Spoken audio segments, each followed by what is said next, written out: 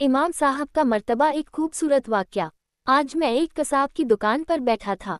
तभी उस कसाब की दुकान पर एक नौजवान सफ़ेद लिबास में, चेहरे पर दाढ़ी, सर पर टोपी, आंखों पर चश्मा लगाए दुकान में दाखिल हुआ। दुकान पर काफ़ी भीड़ लगी हुई थी। लोगों की आवाज़ से दुकान गूंज रही थी। भाई 1 किलो गोश्त देना, भाई 2 किलो गोश्त देना, भाई आधा किलो गोश्त देना।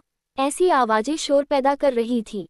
उस दुकान में इन्हीं आवाज़ों के बीच जैसे ही वो नौजवान दाखिल हुआ, दुकान में कसाई ने सारे ग्राहकों को छोड़कर उस नौजवान से पूछा, क्या चाहिए भाई आपको? नौजवान ने कहा, आधा किलो गोश्त चाहिए। कसाई ने फौरन बेहतरीन गोश्त का टुकड़ा काटा और अच्छी तरह से बोटी बनाकर दे दिया।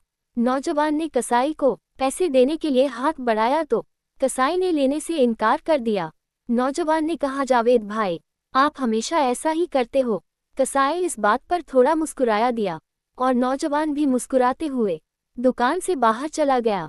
दुकान पर और जो ग्राहक थे वो तरह तरह की बातें करने लगे कि हम कब से खड़े हैं और कसाई देखने लगता है, इसको चर्बी चढ़ी है, ग्राहक की कोई इज्जत ही नहीं। तभी मेरे दिमाग में सवाल के घोड़े दौड़ने लगे। मैं दुकान खाली होने का इंतजार करने लगा, सारे ग्राहकों को निपटाकर। जैसे ही कसाई खाली हुआ, मैंने कहा, 1 किलो गोश्त मेरे लिए बनाना। फिर मैंने कहा, अभी जो नौजवान आपकी दुकान से गोश्त लेकर गया है, क्या वह आपका कोई करीबी रिश्तेदार है या दोस्त है? सारे ग्राहक छोड़कर आपने सबसे पहले उसको गोश्त दिया। कसाई मुस्कुराया और बोला, जी नहीं। मैं बहुत अचंभे में पड़ गया। फिर मैंने बोला, तो फिर कौन था वह नौजवान? कसाई बोला कि वो मेरी मस्जिद के इमाम साहब थे। जो शख्स मेरी आखिरत बनाने की फिक्र में रहता है और मेरी नमाजों की जिम्मेदारी ले रखी है, मेरे बच्चों को कुरान और हदीस का दर्स देता है, क्या मैं दुनिया में उसके साथ अच्छा सलूक न करूं? मैंने कहा, ओ अच्छा, मगर तुमने पैसे क्यों नहीं लिए? कसाई फिर मुस्कुराया और बोला, क्या तुम्हें नहीं पता मस्जिदों के इमामों को क्या दिया जाता है, कितनी तनख्वाह है उनकी? इतने का तो साहब आप लोग महीने भर में सिगरेट पी जाते हो। मैं सोचने लगा, वाकई बात में तो दम है। कसाई फिर बोला, साहब, ये हमारी कौम का खजाना है, इनको बचाना हमारी जिम्मेदारी है।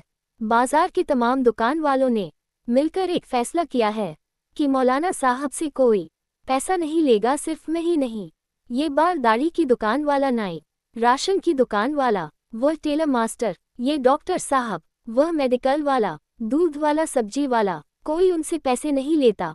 भाई इतना तो हम कर ही सकते हैं। और फिर मुस्कुराकर कहने लगा, साहब, आधा किलो गोश्त के जन्नत मुनाफे का सौदा है, ये लो जी आपके गोश्त की थैली।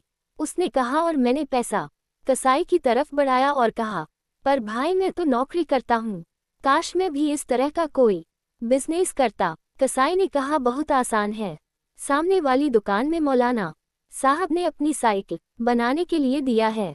हमारी वीडियो आपको पसंद आए हो तो हमारी वीडियो को लाइक करें, चैनल सब्सक्राइब करें और बेल आइकॉन की घंटी को दबाएं ताकि नए वीडियो आप तक